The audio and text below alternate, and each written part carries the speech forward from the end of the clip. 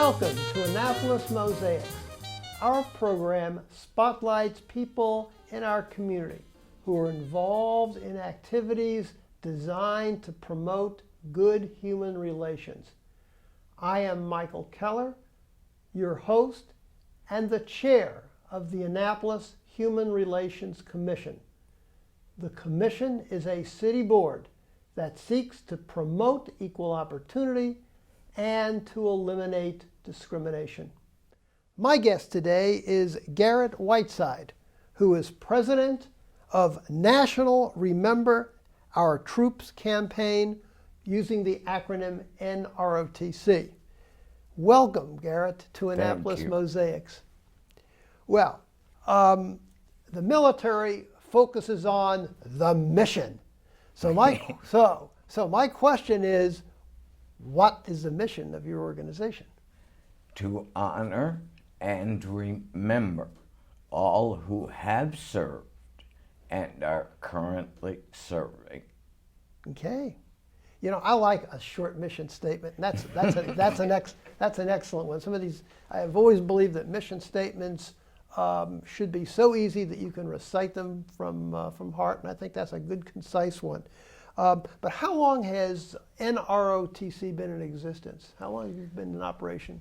How far does it go back? We were in existence from 2004 to 2016. Okay. When we started on the path of reorganization. The organization doesn't look today the way it did in 2016. Because of the small size, Tom Ruley, who is our founder and was our president, chose to do pretty much everything himself. Being a Marine, I was taught to lead by team. Okay? So when Alexander Rich and I took over the organization, we created a lot of accountability, just like the Marine Corps, and a lot of committees. So the first thing we had to do was find really dedicated people, because they all had to be volunteers. So that was the first mission. In 2017, our programs, which is our human services work, grew by just over 300%. And I want to give a big shout out to our very faithful guys at the Naval Academy. These young men and women are phenomenal. They do a lot with our visitor vet program. And Mrs. America, that pageant, supports us with that. And here's what it is. Instead of just sending get well cards and thank you for your service cards to VA hospitals, the volunteers go in and actually spend time with the patients. Because here's what people don't realize. When you're trying to transition from a very high adrenaline combat job, and like the man we just met in your parking lot, suddenly your legs are gone. He was missing part of one arm, and on the other side, a hand. So now you're trying to deal with your new reality And the services have an overly optimistic view of recovery. I tell people the only lie my beloved Corps ever told me was that my new joints, and I have many thanks to combat, would work as well as the old ones. They don't. Nothing man-made works as well as what God gives you. So, families, many times, after a few years, just can't deal anymore with our Korean vets and our very few World War II vets that are left. They never see anybody. I mean, we have a wonderful volunteer in Birmingham, Alabama. Her name's Courtney Gill. She was Mrs. America last year. She's a Navy wife.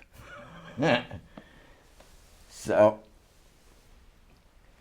I'm sorry, my voice goes in and out. You're doing fine, Garrett. I've got to push an extra amount of air for you to hear anything. Otherwise, I'm going to be sitting here going. Courtney Gill goes into the Birmingham hospital now once a month and visits with 40 to 50 patients. But she spends 15, 20 minutes with each patient. That's what our academy volunteers do, and what our Navy Reserve volunteers do. And they deal with Patuxent River and Baltimore VA Hospital. They take them in a card that says, "Thank you for your service, get well soon." And there's a handwritten note on there from one of the local citizens. Could be Baltimore, could be Edgewood, Annapolis, all around the area. You'll see our little tables. Probably Chuck Olick would be the one hosting the table. And he's wonderful. Collects the cards, puts them in an envelope, and ships them off to our national director. She then links up with the program director. It's me. And we make sure the cards get to whatever volunteer is going to that VA hospital. We're also connected with the USO to get the cards overseas to troops. Mm-hmm. And this is to help combat the mental depression that they fall into. We lose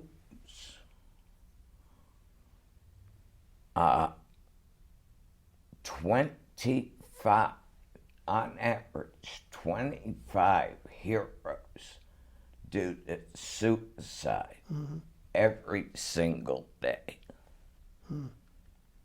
And people think it's PTSD. Some of it is, 18%. But most of it it's depression. Mm-hmm.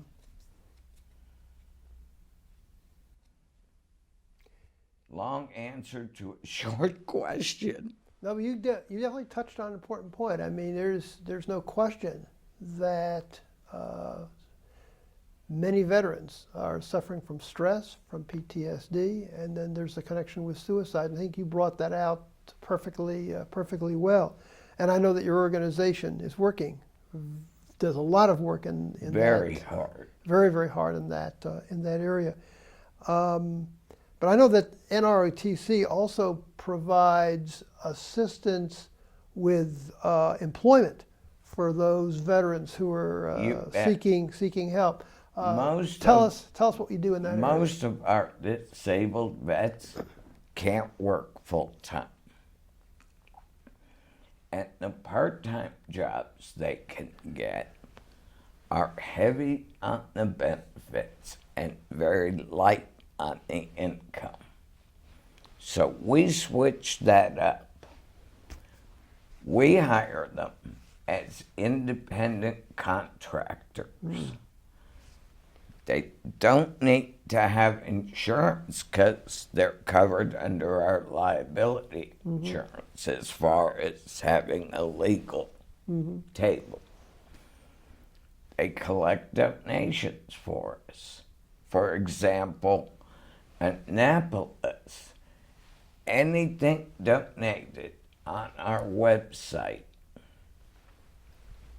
from your show will get credited to Chuck Olick. He's a Korean War Navy vet. He can't work full time. He has a heart condition. So he runs 2 or 3 donation tables a week. And we have a great national director who runs bookers, and if needed, she'll get on the phone and book people herself. In the West, located in California, because that's where the .com world is, it's our director of fundraising.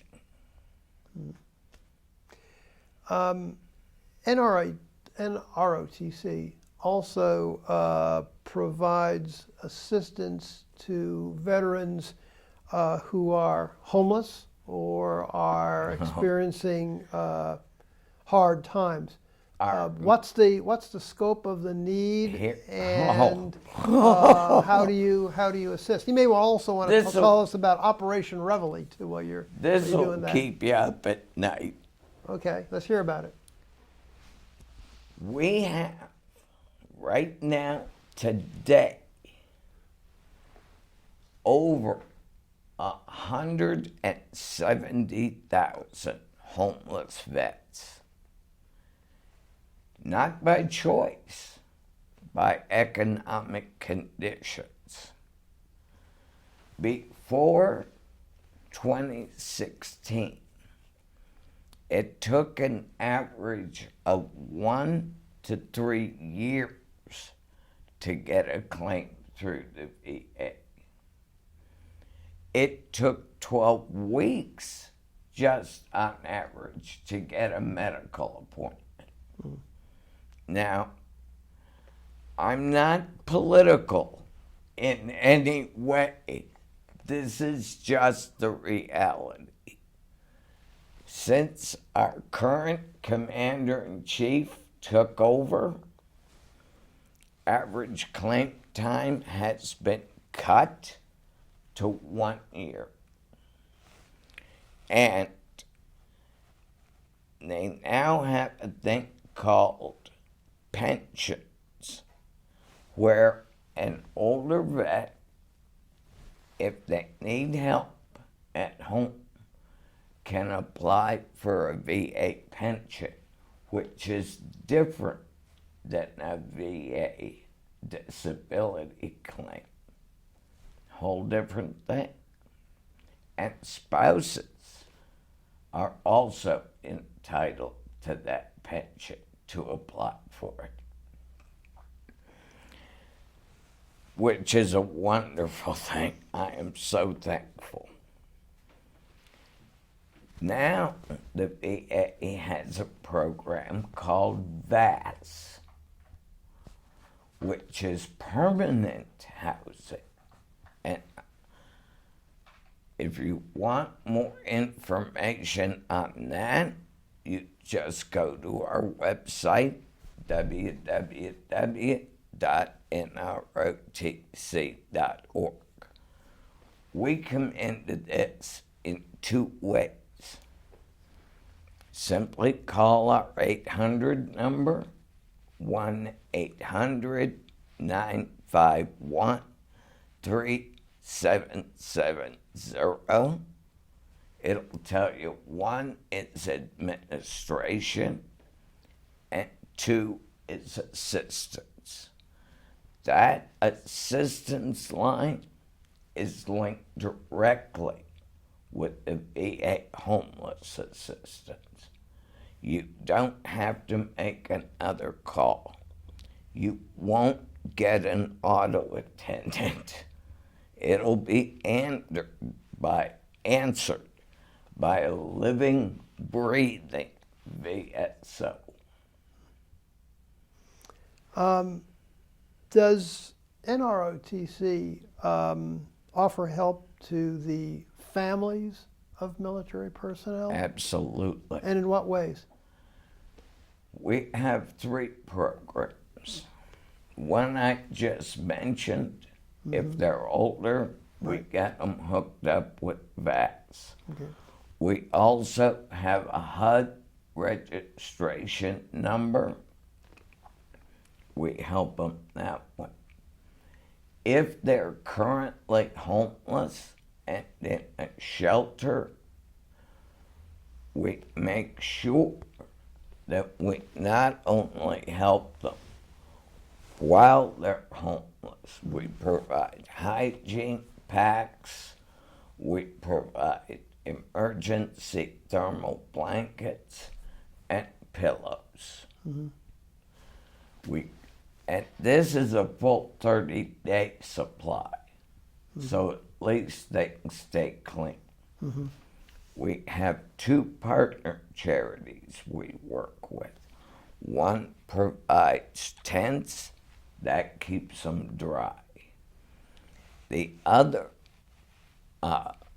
works like we do at the community stand-downs under the Reveille program. And the Reveille program is full service. They get haircuts and medical exams in Birmingham for the nurses from the VA hospital volunteered for us. At Patuxent River, the VA provided medical exams at the stand-downs, dental services. They put them on the fast track for the VA to get an appointment, so there wasn't that long waiting period. In West Virginia, we not only do the stand-downs, but in 2016, through that horrible winter, one of our heroes, Korean War hero, actually died because he couldn't get to the hospital. Ambulance couldn't get through. VA van couldn't get through. So there was no way to get him there. NROTC spent a lot of hours on the phone basically begging, got Nissan to donate one of their big 4-wheel drive vehicles, And then we had a huge tool party for the vets where they came in, enjoyed some music. It was just a great party. NROTC works to, and I'm going to emphasize this, raise awareness, because that appears in caps at your website. Specifically, raise awareness in local communities about military and veterans issues. Well, how do you do that? How do you raise awareness? You want to put a lot of emphasis on that. We travel. We have wonderful spokespeople who are famous, and I'm certainly not Jeannie Robertson, who's a humorist, and it's just great. If you ever get a chance to go see one of her shows, you want to do it. They not only supply help for us with the vets, but they also advertise the veteran conditions. Sailor Jerry, you'll hear on our website, he's a wonderful vocalist.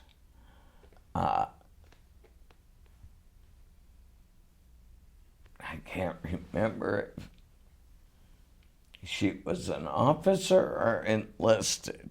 I really can't, but I know she's a 5 or 6 year veteran of the Navy. And that's how we raise awareness. We're always talking about it.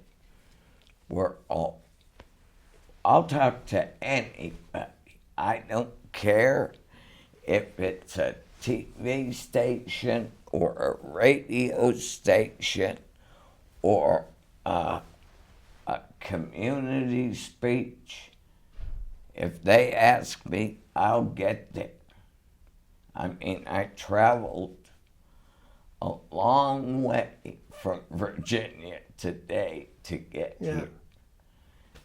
I'll go anywhere to help the veterans. I'll do anything except strip, because that would be offensive.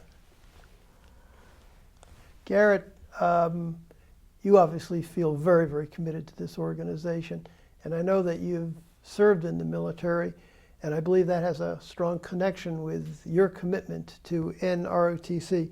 Could you share with our viewers the experiences that you had and what prompted you personally to get involved in this undertaking? I think people would find it very meaningful. When I got hit, and it was an 80mm shell, and they do tell you, I mean, Gunny told me, don't worry about the ones you hear, sir. It's the one you don't hear that'll get you. Boy, was he right. Because I never heard it. I have enough metal in me now, thanks to my mother. My mother was a Navy nurse during World War II. So we're a military family. My dad flew planes for the Marine Corps in the Pacific. My favorite adopted uncle, who has now passed away, fought on Iwo Jima with the Army.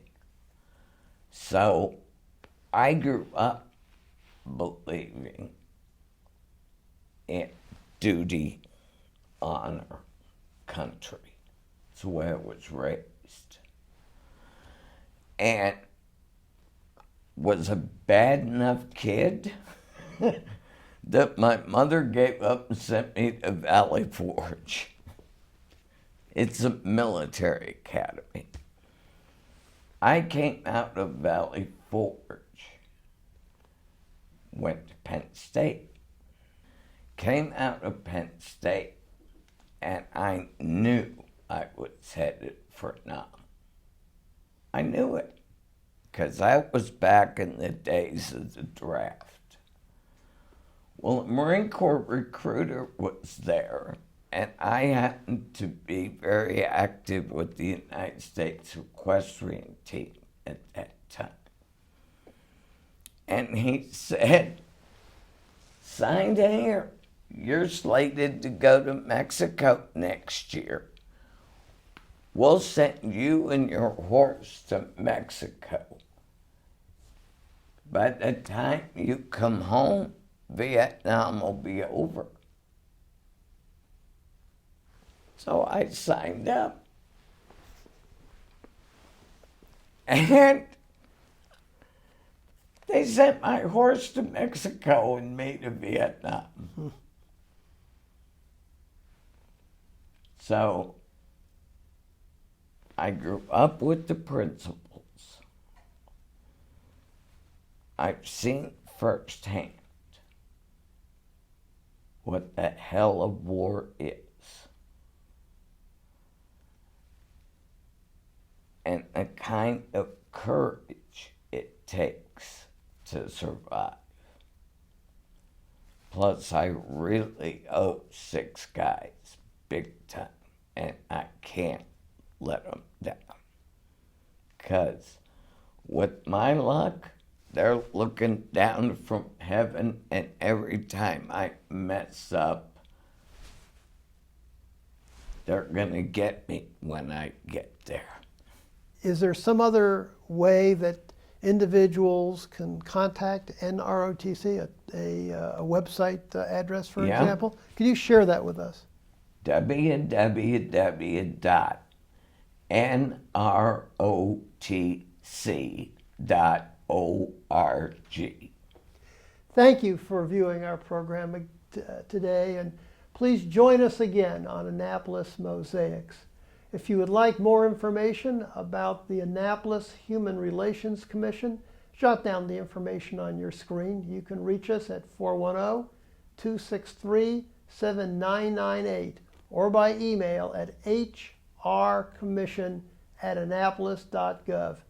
And check out our page at the City of Annapolis website. Go to www.annapolis.gov, click on City Government, then Boards and Commissions, and you can scroll down to the Human Relations Commission page. And always remember the words of Dr. Martin Luther King Jr., who said, "We have flown the air like birds and swum the seas like fishes, but have yet to learn the simple act of walking the earth as brothers and sisters."